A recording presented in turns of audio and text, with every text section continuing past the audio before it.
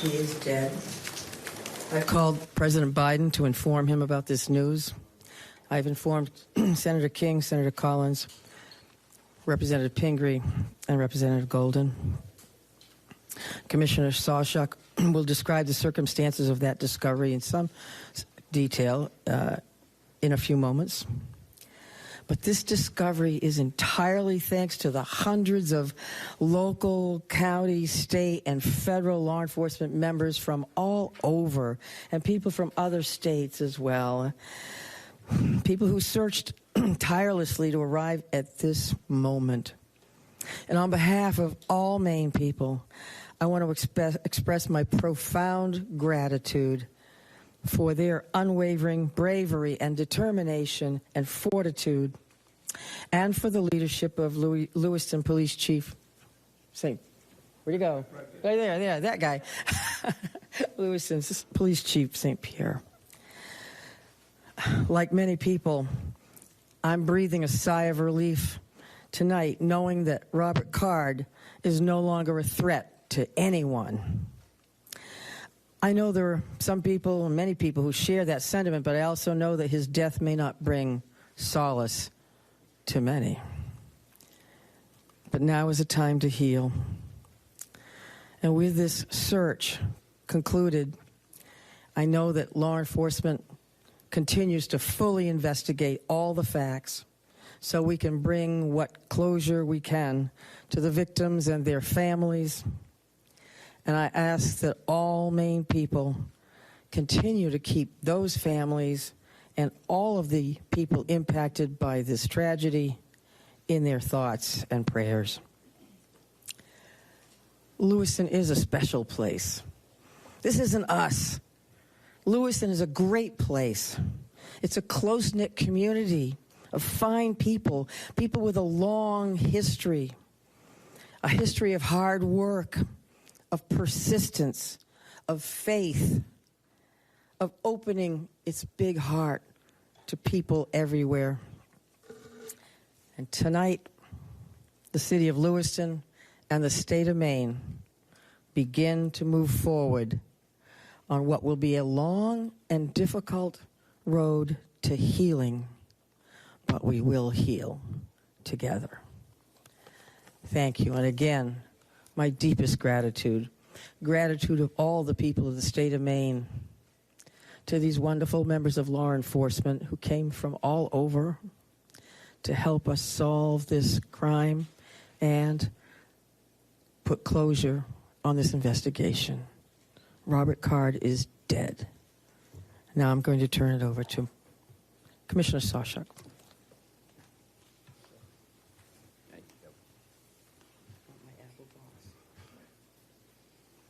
Thank you very much, Governor. We truly do appreciate all of your support.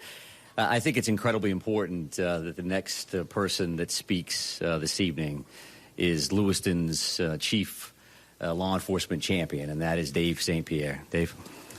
Thank you, Mike. And thank you, Governor, for allowing me this opportunity. Bear with me, please. I certainly did not have much time to prepare a speech here.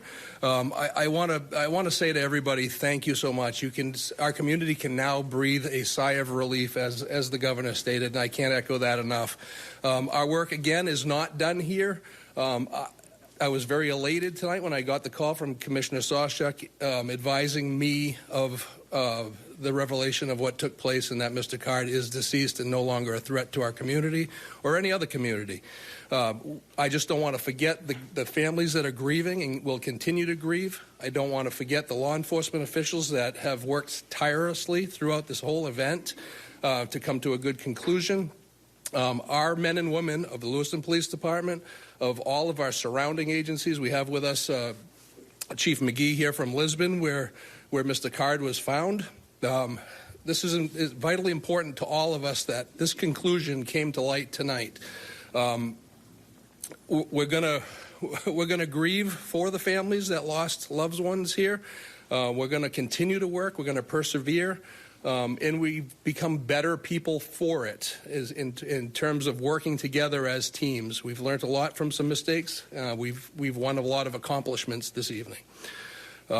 Again, I wasn't really prepared for this on a Friday night at 10:30, but I'm very happy to be here and very happy to say the threat is over. Thank you. Did you see the reaction from your officers when they got the news, sir, of this? Your officers are working this case. Sure. So our officers are being notified now as we speak. Some know, obviously, sooner than others. There are many that are still home. They're home with their families. And I'm quite certain at this point in time, we all know about this. This is something that all of our law enforcement personnel, ours and any surrounding community, has been paying very close attention to in awaiting positive news or good news. And this is by far the best news we've had in quite some time. Was there any belief at this time that the suspect was dead before finding him, or did this come as a brand new revelation that you never saw coming before this? So our reality here is that this search has been extensive. It's been thorough. It's been nonstop since the minute we started speaking with you and long before that. So all of these options are on the table, as we knew. We continue to search locations, in some cases multiple times. And we will have more information about exactly how this went down. We're going to have another briefing tomorrow morning at 10 o'clock. And I would please encourage you to think about next steps from your end, information that you would find important.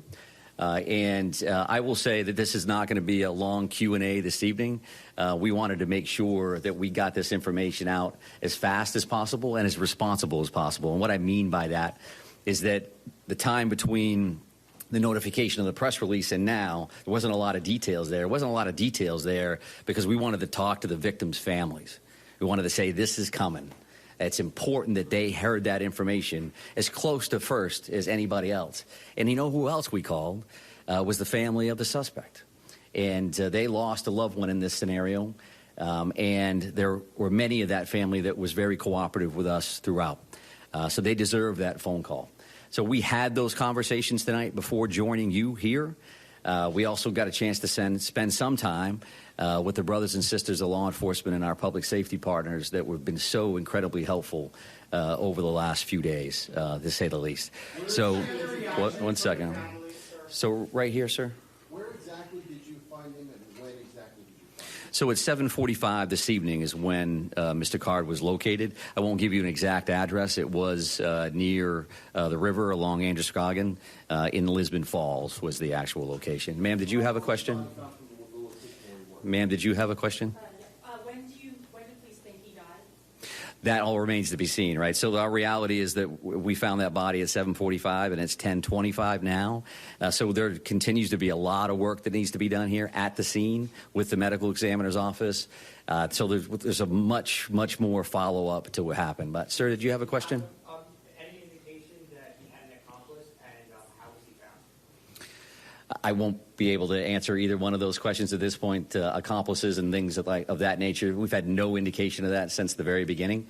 But as we've talked about before, these next steps are going to gives us an opportunity to do things as fast as we can in the sense that we want to provide closure and information, but also slow things down a little bit because we need to look at video evidence. We need to look at the various pieces of technology that are in play here in hopes that that gives us some additional information around some of the things that you're going to be concerned about. Yes, ma'am. We understand that he was found at the recycling center where he had previously worked. Can you help us understand more? Had you searched previously this recycling center and not found anything? And in addition to that, we understand that possibly he may have recently been fired from this recycling center. Can you explain that? Yeah, I'm happy to take a look at that information in hopes that I can get that back to you tomorrow morning at 10 o'clock. That remains to be seen. Again, we have attorney generals that we need to work with and other individuals that are in play here. I'm going to take a couple more questions. Again, with the mindset that it's 10 o'clock tonight, and we do want to come back tomorrow morning to have this conversation. Right here. You looked at the shelter in place this afternoon. So by this afternoon, were you just looking for remains, or how did you make that decision to lift the shelter in place? Yeah, sure. So I think that that was an ongoing conversation since the minute we actually put that in place. We knew that was an important decision. Certainly from our perspective, it made complete sense to put that order in place immediately based on the violent nature and the traumatic nature of these crimes. And as things progressed over the next few days, since Wednesday to now, we've had a lot of conversations with various town and city leadership, with the governor's office, with Chief St. Pierre, with business owners, with residents, and we have to have that balancing act of pluses and minuses. And we had that initial surge with those communities, and those communities made perfect sense for an order. And as things tended to slow down, we didn't have any immediate threats. We made the decision to back off that. I would also just want to mention this because a fellow commissioner had asked me to do this, and I could walk out of here before forgetting it. But Commissioner Camuso said that and passed along that actually that hunting restriction has been lifted as well. So the resident hunting opportunity for tomorrow is open across the state of Maine to include those 4 communities. There's a lot of phone calls that she would receive around that. But right here, ma'am. There are reports that he was found with some gunshot wound. Can you confirm that? Yes, I can confirm that. It's an apparent self-inflicted gunshot wound. Did you have a question, ma'am? Yes. I'm sorry, I just wanted to follow up. You searched that area before, as I understand it. Can you explain why he was only found this other time that you searched this area? I didn't state that we had searched that area before. So Our reporting says that you searched this area before. okay. As we have